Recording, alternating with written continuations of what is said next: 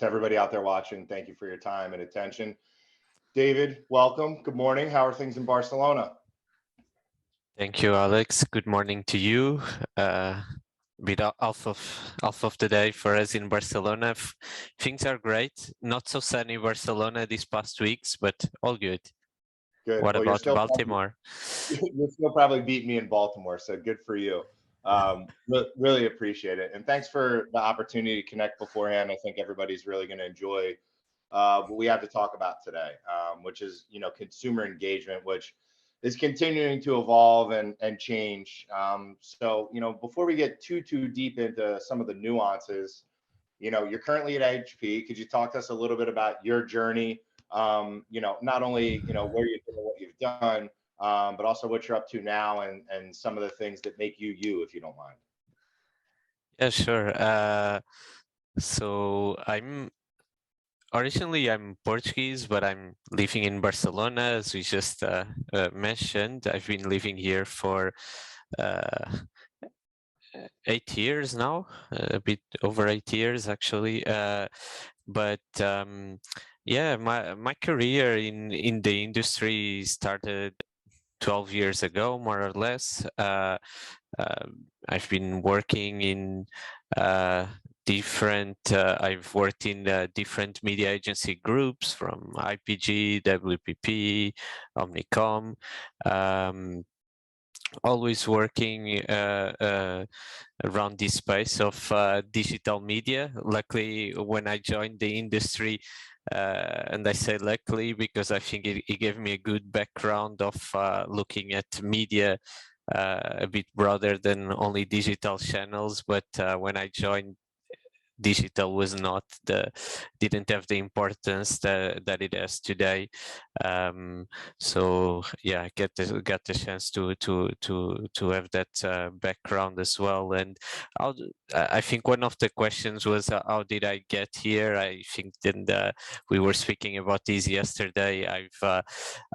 I've studied economics, management, so a fairly analytical space, but always loved the creativity that marketing brings to the table, and really loved all the work around brands and creating a brand, giving it a personality and some unique values.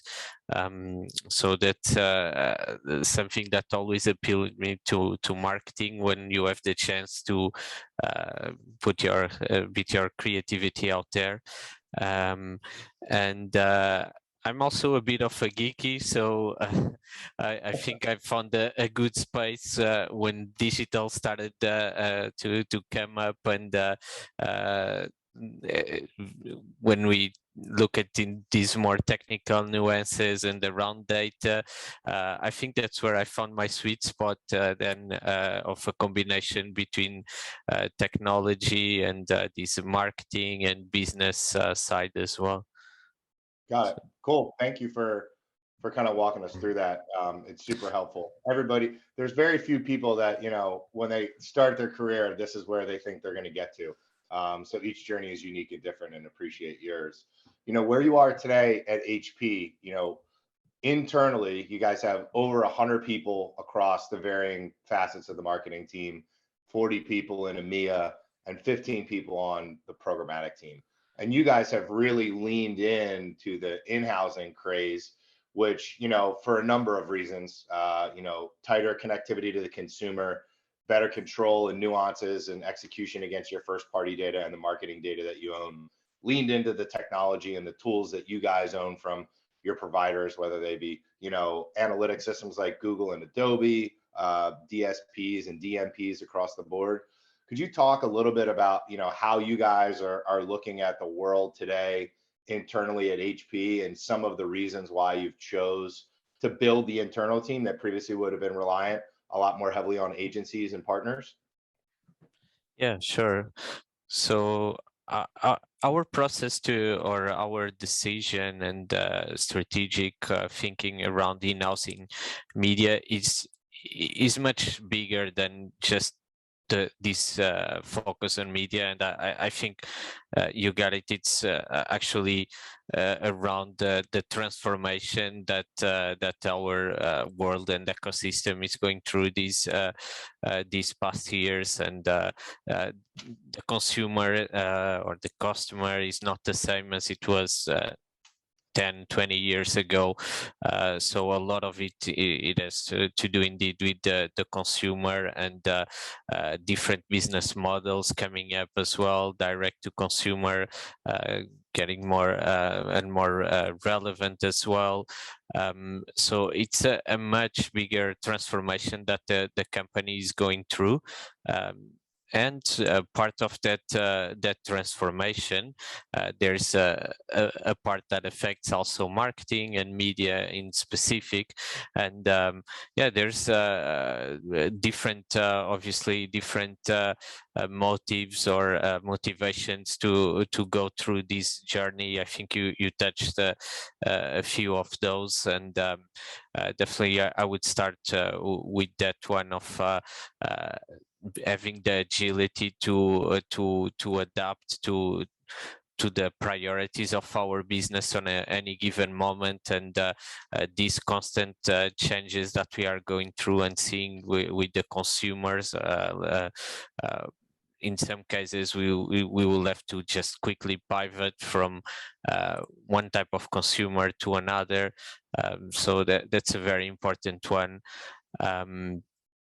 And I think others you touched as well. So the idea of having an in-house media team that that is fully integrated in the company, working side by side with also with our marketing teams in the different countries, that should make us more integrated, more agile, with a clear grasp of what are the business priorities, and having those at heart and in our mind at any given moment.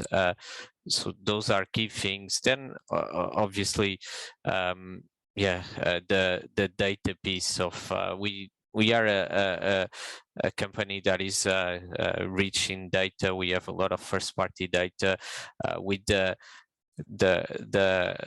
always or the constantly growing concerns, let's say, about the usage of data, and the care that we need to have with the privacy of our customers. Obviously, the manipulation of this data, it's something that we feel more comfortable as well doing it with the HP as HP employees and so on. And finally, I would say then you do have more true media considerations. For a while, it has one focus of the industry, it's around transparency. Of course, also having this practice in-house, it does help having more transparency in terms of what we run, in terms of how our media dollars are used, and how they flow to our partners and publishers at the end of the day. So that's an important piece as well. And if we realize all of these things, we are better integrated, we know our business objectives at any given moment, we are fast and pivoting according to those needs. At the end of the day, we should deliver a better performance, and that's what we have been doing and expect to keep doing with our in-house media practice. And well, with that comes efficiencies as well. That's Cool. a bit in a nutshell, mixing a lot of the motivations, but that would be it.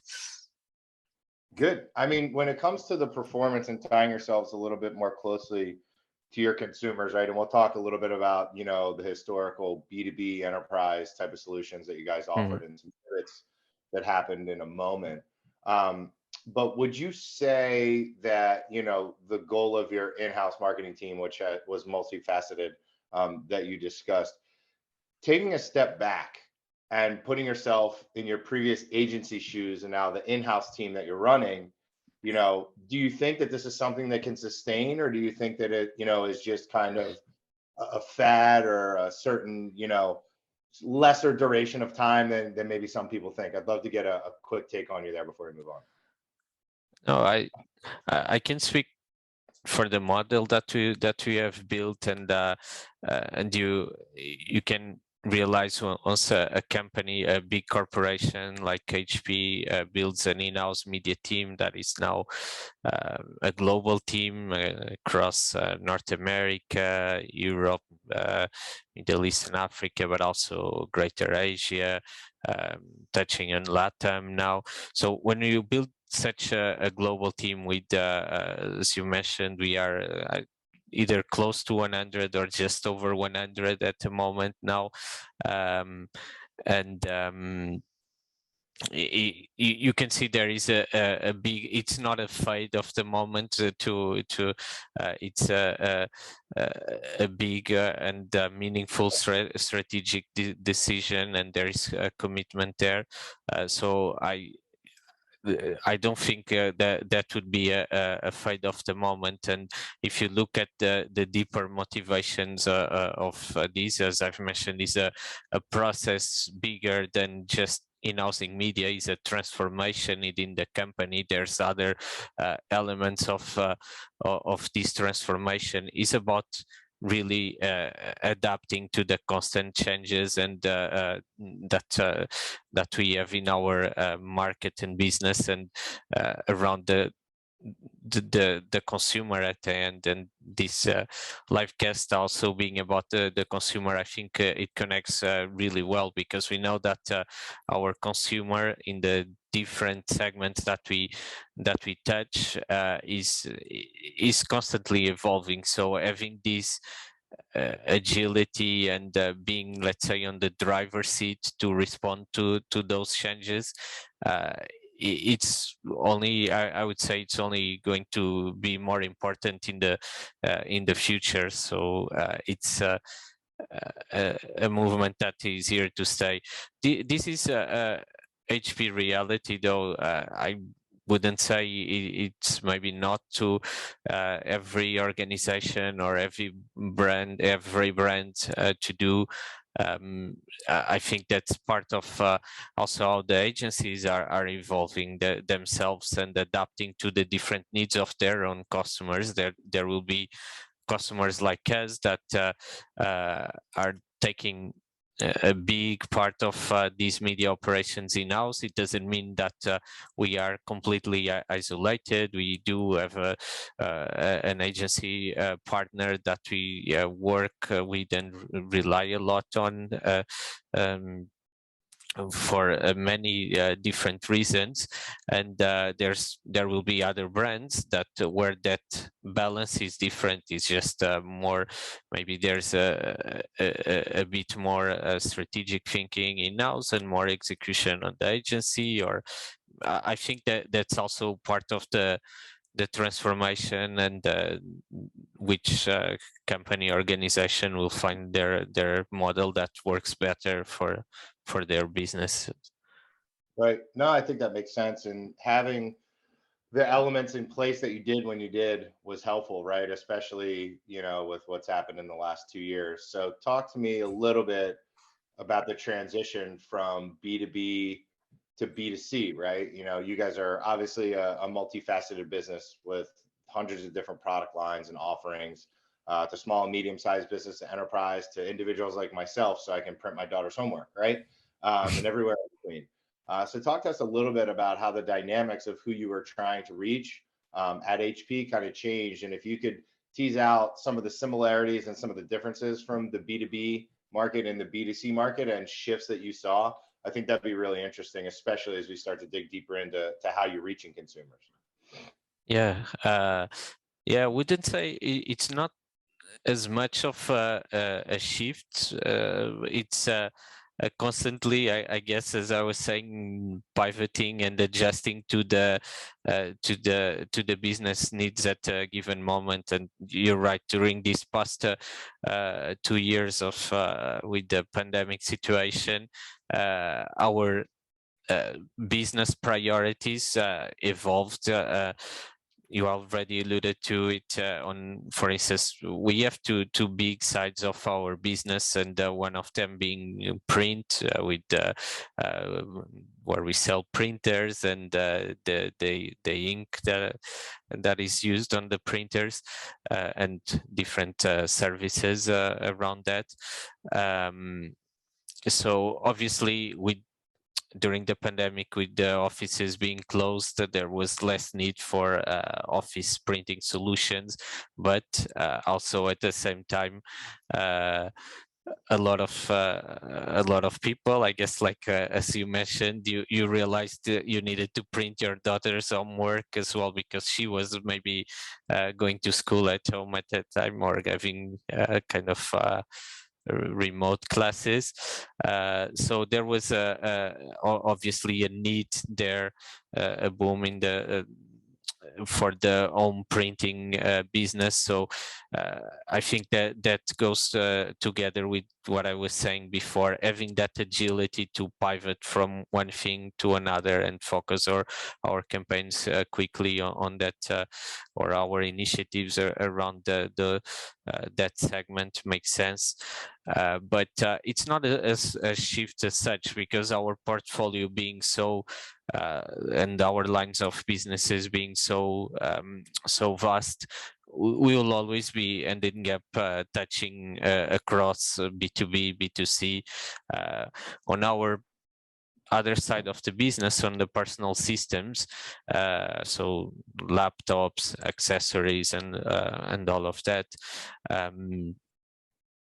There was there is, for instance, a category that it was already growing, and it's a huge industry. And with the pandemic, I think it's across the board. It grew even more, about the gaming category, for instance. Also, something that becomes or accelerates even more, I would say. So again, that's still on the consumer side, but it was also another area that of focus, or even more focus in these past years. And then if you look, it's not only about like the let's say the segment where we would focus, but adjusting to the reality. And if we look more on the B2B, where if you put that together with the other situations in the economy, like we had the component crisis, where it's hard, actually. There's in our industry, in automotive industry, where we have demand out there and we want to ship our products, but there's not enough components for the supply to keep up with it. It means that, for instance, we need to pivot from focusing let's say our B2B campaigns in more what would be more sort of demand generation campaigns or lead gen campaigns, but to more, let's say, let's talk about our brand and value propositions. What do IT decision makers care about these days, with a lot of people working from home? Cybersecurity. So let's make sure that we focus on and put that value proposition out there, and our laptops offer strong solutions regarding cybersecurity. So at the end of the day, during the past 2 years, we still touched B2B, B2C. We just pivoted accordingly to business needs. Yeah, it sounds like some of the things that you were able to garner were taking consumer feedback and needs and pivot them not only into your sales approach, but were you also able to push some of those feedback and insights into product, to spin product advancements up a little bit quicker, like maybe on the security side, like you alluded to? Do you have any instances of where you guys were able to do that in real time? No, to be honest, I don't think we no, but we have we do have some. I don't think I would that's part of the transformation and I think that's kind of the ambition to be able to do that. I would love to say we are doing that and being able to do that already in real time. That's not, I would say that to my knowledge, that's not the case, but we do have, but you start seeing there's influence already, and there's pockets of those sort of things already, like on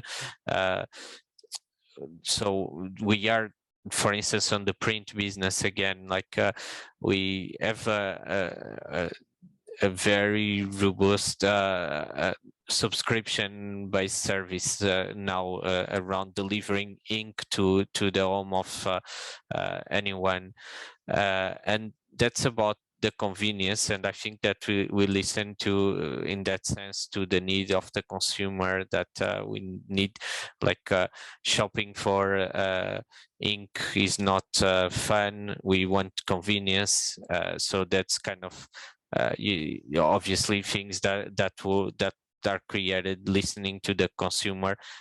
That's obviously not something that happened real time, but it's happening, right? And it's I think having these more integrated teams, and part of the transformation that we are going through is about trying to accelerate that I guess feedback loop from the consumers into our products, make it faster, happening faster.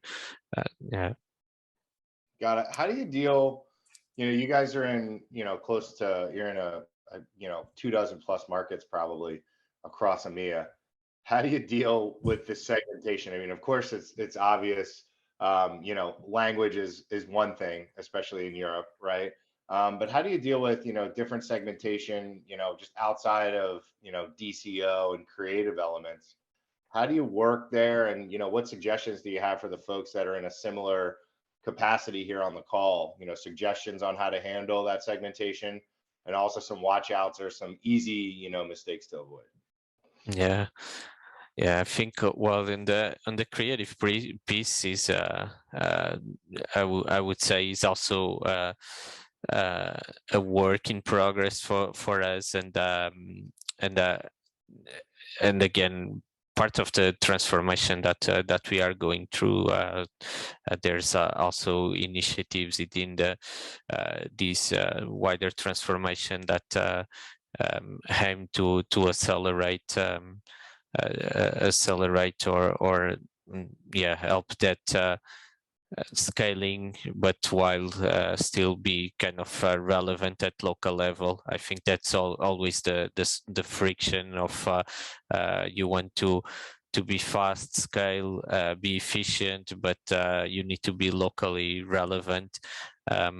Obviously, we have our marketing teams on the ground on the countries, and I think that's the key there, having the integration between a team like we do have, that is somehow centralized in one place, but it doesn't mean that we are completely disconnected from what's happening on the ground, and the key is to have that connection.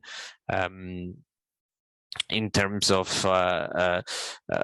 because there's always nuances within the marketings, the SMB space in Spain, it will be different than in the UK, obviously, and the key to get those nuances is work very closely with the local our local marketing teams, working side by side with them, and also leverage our partners. So I've mentioned that we work, we have this a bulk of our media operations are in-house.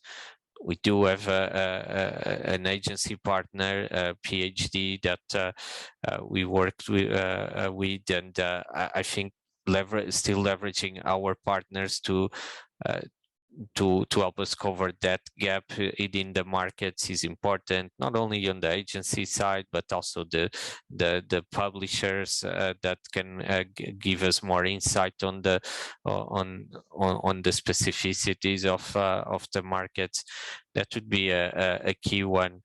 I think you touched as well on the creative, and how do, I guess the question there is, or how we kind of try to deploy creative at scale, but being relevant. You mentioned DCO. It's one of the routes that we are starting to explore, as not as much as on the angle of or at the moment of doing really clever dynamic creatives that are really engaging, but looking at it from an efficiency angle of trying to deploy and sort of localize or transcreate creatives at scale from very strong global concepts, but that can easily be transcreated across 30 plus countries in a region. That's an angle that that we are exploring. That there's other things that we try to do, obviously, from a more centralized or global team of experts like we are. We try to influentiate and make sure that what are the best practices are accounted for, and kind of doing this educational piece, if you will, and it keeps evolving. So that's why it's so important as well to have the experts that know what's happening at all the time. So influencing in that that upfront piece of delivering on best practices is something that we are trying to make sure it happens. So from when a global concept is kind of developed, already accounts for these global best practices, so then it's easy to work with the markets for with their sort of localization of the concepts.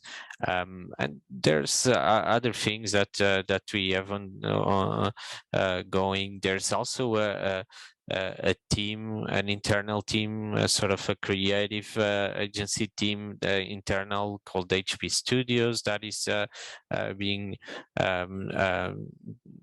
that is being built. It's in place in some markets already, and it's another route to explore, to see, to try to tackle this this challenge. And I would say that's it. I will not pretend to be I do have a silver bullet solution here. I think I would also be very keen to listen from how other companies are tackling, because this is indeed a tough challenge to crack on once we try to scale operations from a regional perspective. Absolutely, yeah. No, I think everything you hit on is super helpful, and I think that's also correct. Nobody's going to have that one single shot bullet. If we did, we'd all be better off. I have one more question, and then we'll drop to, I see a question floating in from the panel. So if anybody else has any, feel free to chime in. Hillary, thank you for the participation. We'll get to you in just a moment. We talked a little bit about, the full scale transformation of the business, right? And different parts and different components. And then we're talking about audience segmentation and how we get, to people across markets. Do you have anything that you guys are doing with, your first party data, where you're, doing incrementality testing, A/B testing with some different audience segments that you have based on past buying behaviors? If you do, and you're using that, would love to hear, what that process looks like, especially from a programmatic perspective, where testing is such a big important part of scaling out. I don't know if you have anything you could share there, but would love to. And after that, we'll jump into the Q&A. Yeah, no, different things. We have yeah, we've been doing. We do have have a good amount of first-party data from different things, from like on a B2B perspective, on sort of what's more account-based marketing, where we do have customer data of like who are the decision makers on certain companies, and how we can kind of reconnect with those audiences and make sure that they know our up-to-date portfolio and value propositions, from other things, from what games our let's say our Oman owners, so Oman is our gaming brand, what games do they play on their computers, so then we can kind of try to find more of those people interested in those sort of games, and convert them into Oman owners as well. In terms of testing, things that we have done in the past, so there's a couple of interesting ones that were actually run by our colleagues in North America. I think one that is really interesting is around the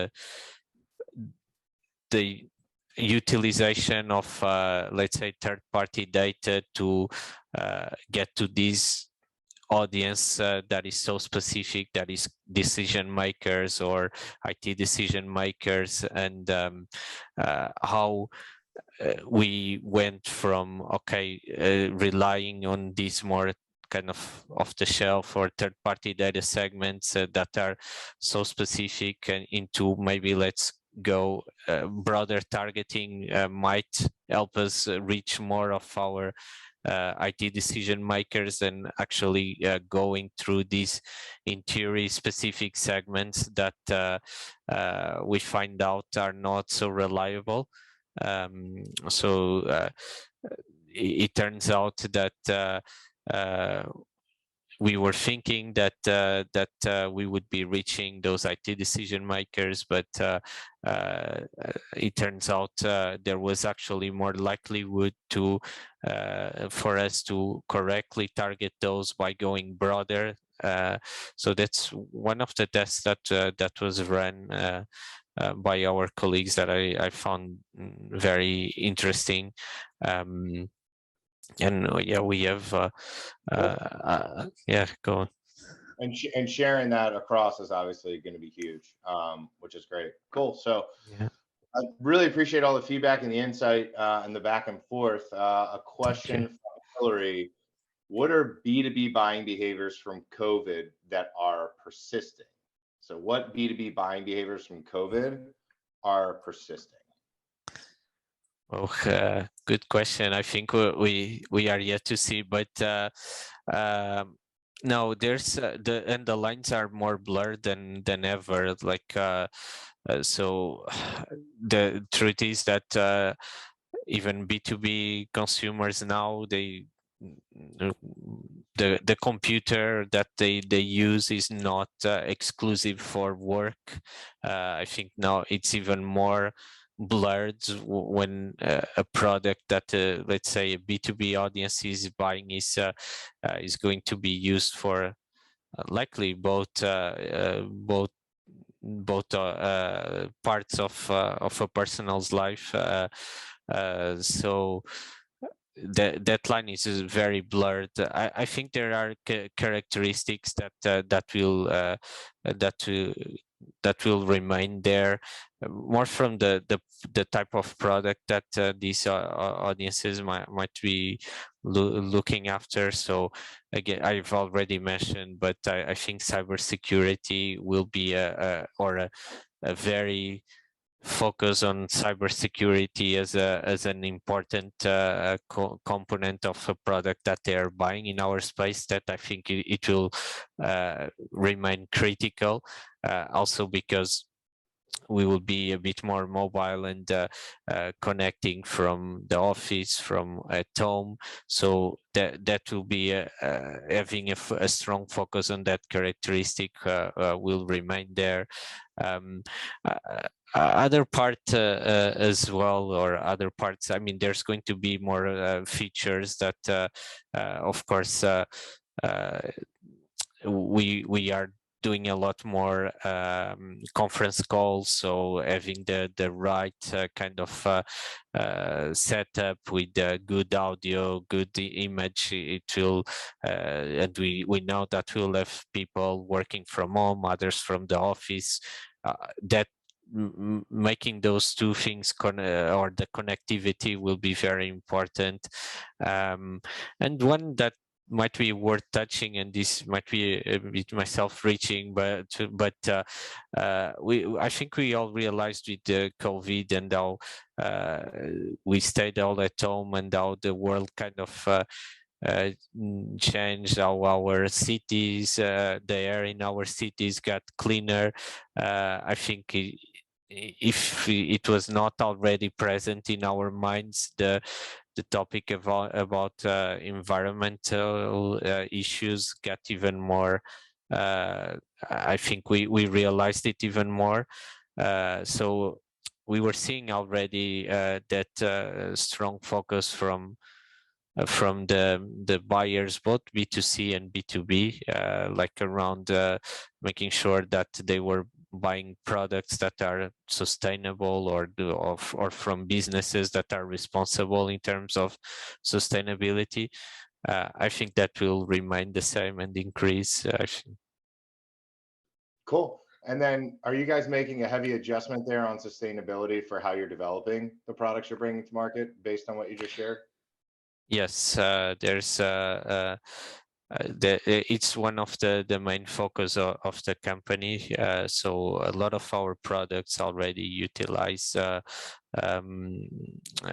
recycled plastic. We have strong objectives in terms of the making our products as much sustainable as possible, and how we are reducing our emissions and want to be carbon neutral. So it's a strong focus on the company. Also, as media practice is something that we are actually looking on, and how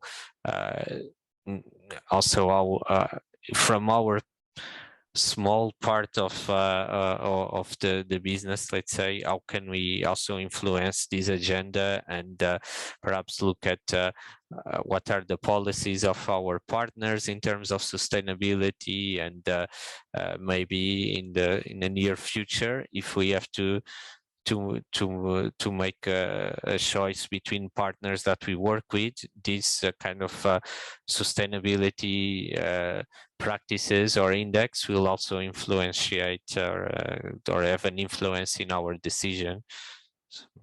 Awesome. Well, thank you for taking the time in your afternoon, David. Really appreciate it. Thank you.